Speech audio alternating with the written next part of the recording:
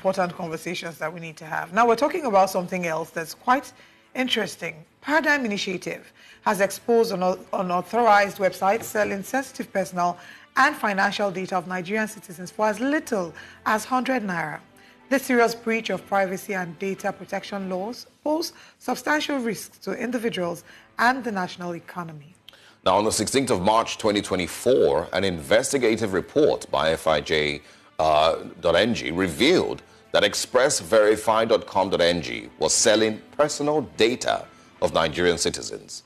Despite the swift takedown of the site, Paradigm Initiative seeks legal redress on behalf of Nigerian citizens. Now, in its response to this revelation, the National Identity Management Commission, NIMC, has denied the allegations of a data breach.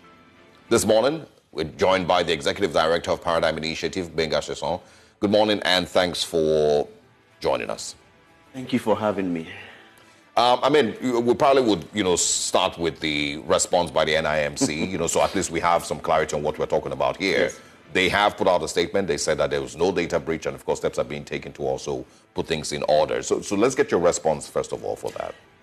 What did you expect? It's not just that there's a data breach. It's that there is another data breach. So Express Verify was the one that, they talked about in March.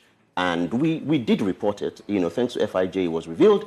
We reported this to the Data Protection Commission. And, well, I'm not surprised that NIMC got a slap on the wrist. And that, of course, means that they were, willing to look away again. And this is now, Express Verify went offline. And now this is anyverify.com.ng.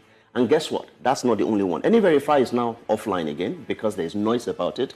But there are many more. In fact, in that press statement, NIMC itself tied its own hands by saying, we know there are many websites. And the problem is not Nigerian citizens. That press statement is silly, at least, because it suggests that it is Nigerians who are giving their own data to this false or fake websites. But no, this is NIMC's data, and we now have proof.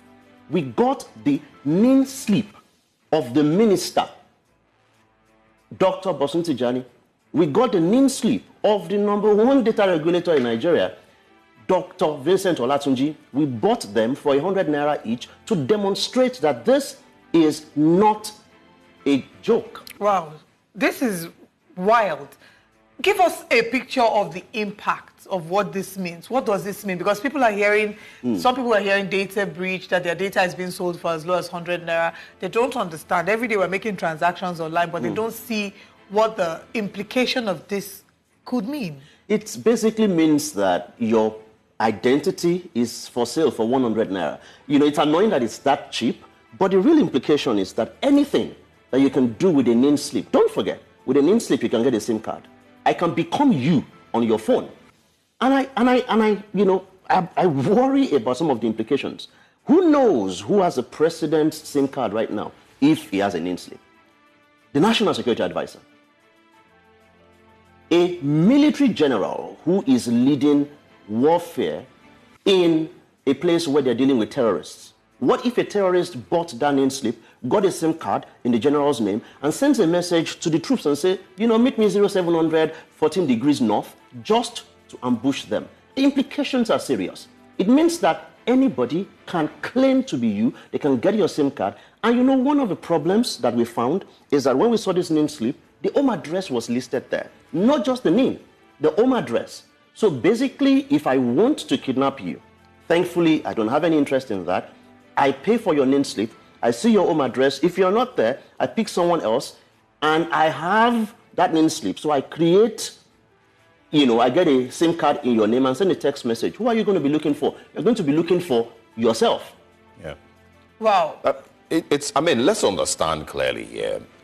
What you're saying is that you found out that the NIMC's website itself has been breached.